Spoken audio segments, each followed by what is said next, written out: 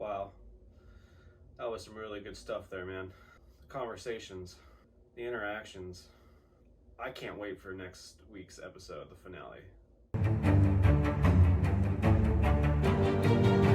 What's up, guys? Welcome back to my channel. If you're new here, I am Tommy B. I am your host, and this is the Bailey Broadcast. So today we're going to be talking about episode 5 of The Falcon and the Winter Soldier. There are going to be some spoilers today, so if you haven't watched the episode, go watch it, come back, and we'll talk about it. So this episode I loved. I know I say that a lot about all the episodes. Last week's was still my favorite episode so far, but this week's episode was really, really good.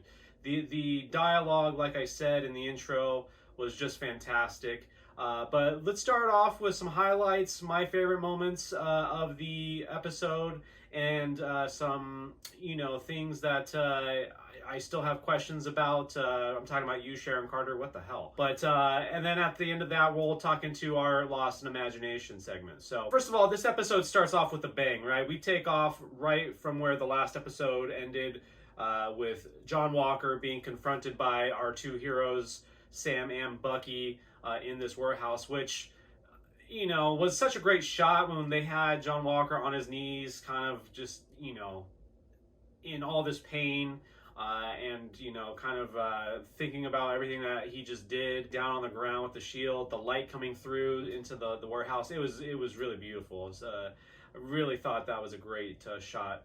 And then, we get into this great action scene. This action scene was so intense, so well choreographed by the director and the stunt team.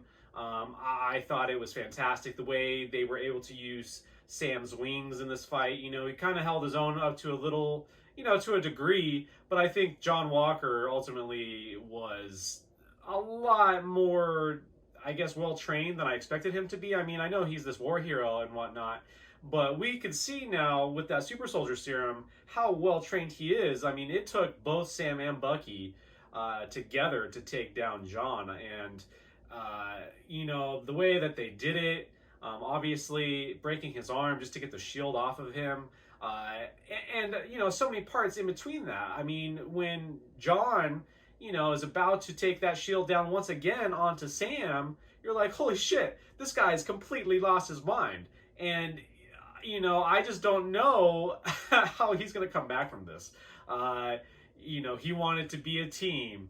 He feels like he is Captain America, but Captain America, we all know, would never do that. Steve Rogers would not ever get to that point. I mean, it was a little bit of a callback from Captain America Civil War, when Steve was about to take it down to Iron Man on the ground, hits Iron Man in his chest reactor, and kind of does his own version of that takedown. But ultimately, I think John is just in a state of just sadness and overall an unhealthy mindset, right? I mean, this guy has been through so much as it is. We don't know what happened where he deserved those 3 medals of honor, and ultimately to this point, we see what happens when something very important to him is taken away, right? When Lamar dies, he doesn't hold back. He still sees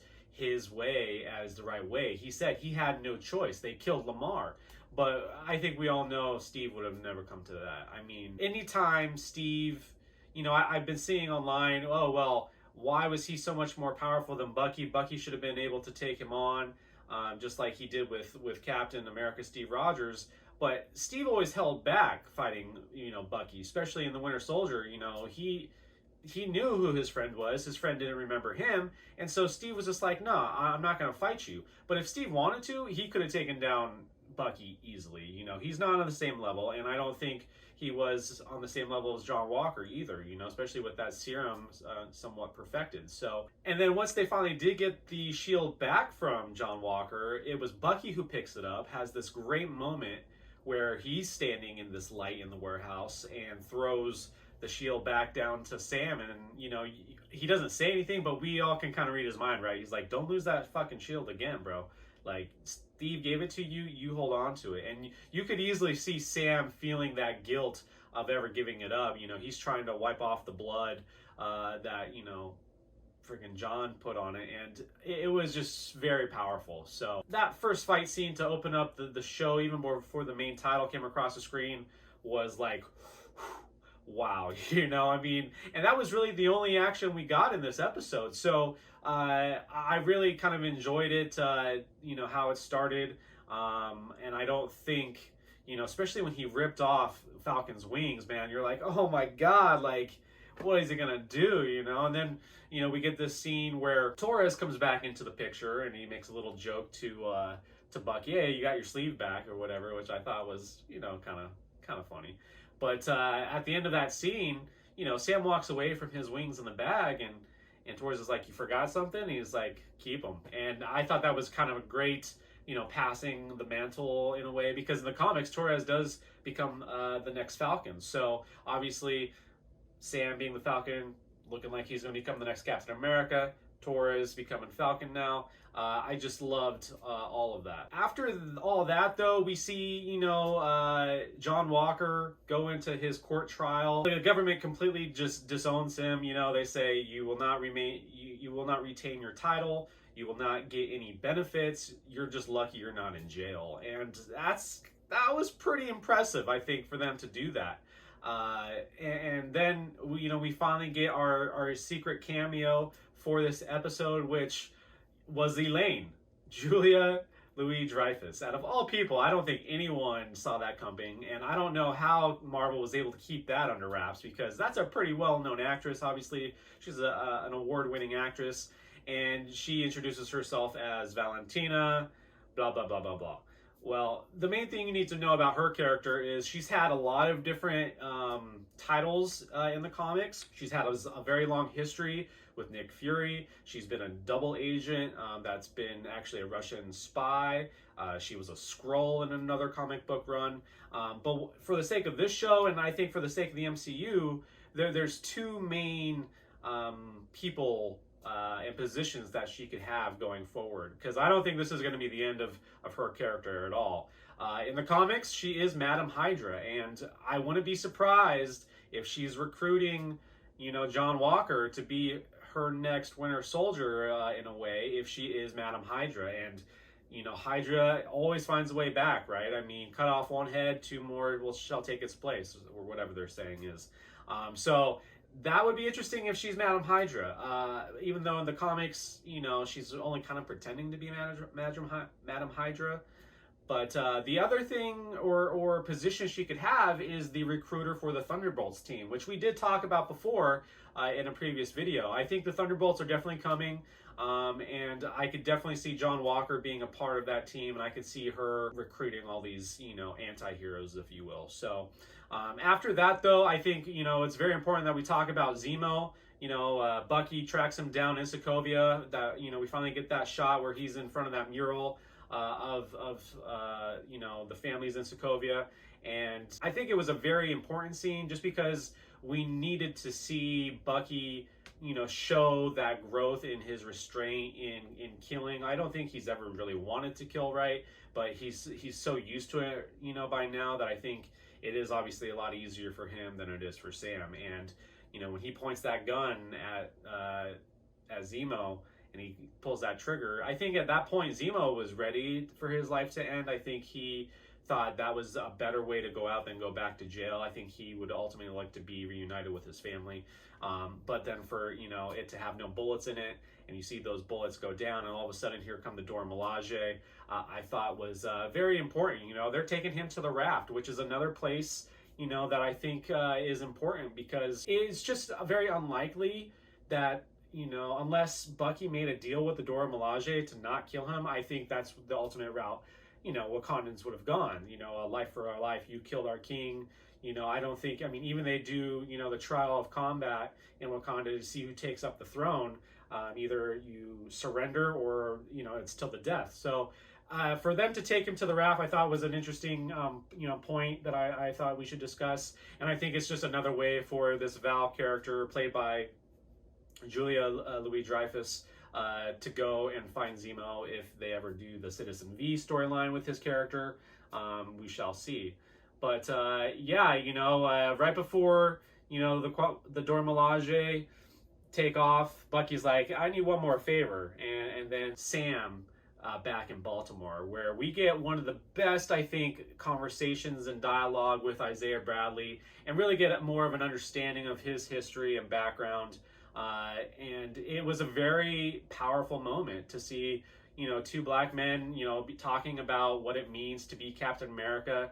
And, you know, even though Isaiah Bradley was never, you know, named Captain America, I think it was just a very interesting, you know, conversation for Sam to have. You know, he and by the way, I think this whole episode really did a great job at showing Sam. I just feel like up until this episode, Bucky and Sebastian Stan has just done such a great job at portraying his character that Sam has kind of been like the one in the background, if you will. But this episode, I think Anthony Mackie really nailed it out of the park. And this conversation that he has with Isaiah Bradley was huge. You know, when they're talking about, you know, how he basically, as Isaiah Bradley basically did the same thing Steve Rogers did, right? He had a group of brothers in the army that were captured across the line, and he rescued them, just like Steve Rogers did in World War II. And you know, the differences between how Steve was welcomed back as a hero and Isaiah is welcomed back by jail time was, you know, a very, you know, controversial and political history, right? I mean, I think this episode did a great job at showing how, you know, we all have, our governments and our countries all have these, you know, little dark secrets, right? And the way that they handle certain situations really echoes for an eternity. And you know, Isaiah Bradley went to jail, was experimented on, and he didn't even want to see that shield out of its case, right? He told Sam, leave it, because I don't want to see it. And you know, they've been, you know, putting me down and our people down for 500 years, you know. Just did a great job, that actor, at, you know, really kind of breaking down his viewpoint of why Sam shouldn't even, you know, think about it, because no respecting black man would ever want to be Captain America because of, you know, this history, right? Very, very powerful stuff. And it made, you know, Sam realize he wants to go be back with his sister Sarah and his family, and you know, kind of step away, I think, for a little while. And I just thought it was very, very just great. You know, the dialogue once again was super, you know, got the feelings going.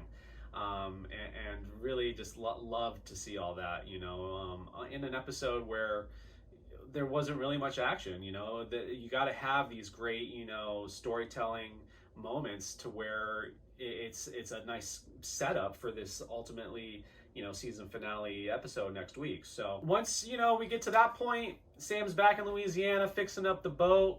And then Bucky comes back into the picture and, you know, decides to stick around for a little bit and help fix the boat and whatnot. And we get some great moments with them together. I probably could have watched a whole episode of them just hanging out, you know, like two normal guys fixing a boat, you know, drinking beer. You know, Bucky's little flirtation with Sam's sister, I thought was kind of funny. You know, Sam's like, oh, hell no, I ain't having none of this. You stay away, I'm going to turn you into fish food, right? So it was pretty cool.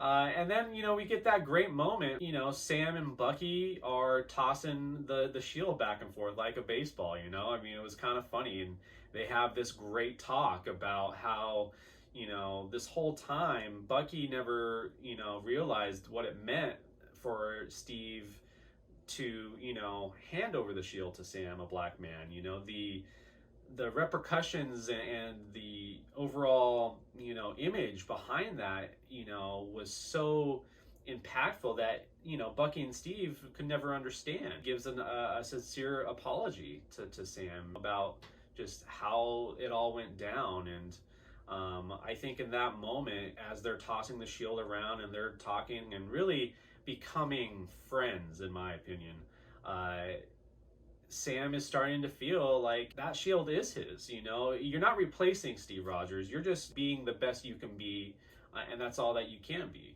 And it was great for Sam to once again be that guy that we saw in Captain America Winter Soldier, which was a guy who helps retired veterans through their PTSD. And Bucky, when he's going through his list of names, he wasn't looking for amends. He was avenging those people that were lost, and that's just not the same thing. And you really need to just take it one name at a time and try to help those people through their pain. It's not about your pain, it's about their pain, and how you can help them through that. And it was, again, a great conversation between our heroes, and I could have watched a whole hour of them just hanging out and talking. And that, again, kind of motivated, I think, both of them to really do what needs to be done to, move on with their lives and be the men that they want to be, right? So after that, we get this whole great, training montage of Sam with the shield, which I thought was great, man. I mean, we haven't seen something like that in I don't know how long. I mean, it could have been maybe in an Iron Man 1, when Tony's testing out all of his, different suits, right? So, we get to see, him tossing the Frisbee up around trees and it almost killing him and taking his head off and trying to catch it and not catching it, and, him doing push-ups and running and flips and all that stuff, and finally coming to a place where he feels like he knows that shield, right? How to use it and how it's going to react. And it was truly a great thing. Which then, not to jump too much ahead, but when we get to see him, with that case that Brucky bought him, which I think we all know is a new suit, right? Whether it's a Captain America design or what have you, I think we all can agree it's going to be made out of vibranium, the suit, wings, and everything. So, they did that whole Pulp Fiction, we're not going to show you what's in the case moment, but that just kind of gets you more amped up to see next week's, right? I mean, I think next week is going to be jam-packed with stuff, a lot of action and a lot of, probably tears as well. So there was, again, a couple things that were, a little head scratching. Sharon Carter, what is going on with you? Okay, I don't know if you're the power broker or not. If you are the power broker, it's going to be kind of crazy just because here you are working with Batroc, who apparently she hired in the first episode to take, whatever the government had. I can't remember what it was now. But she's like, I'll double your money. I need you to go to where the Flag Smashers are and help Carly. I don't know if he's really there to help Carly and their cause. He said, I'm not here for your cause. And I don't even think he really wanted to help Sharon when they were on the phone. But Sharon must have something on him. Obviously, she helped him get out of that Algerian prison.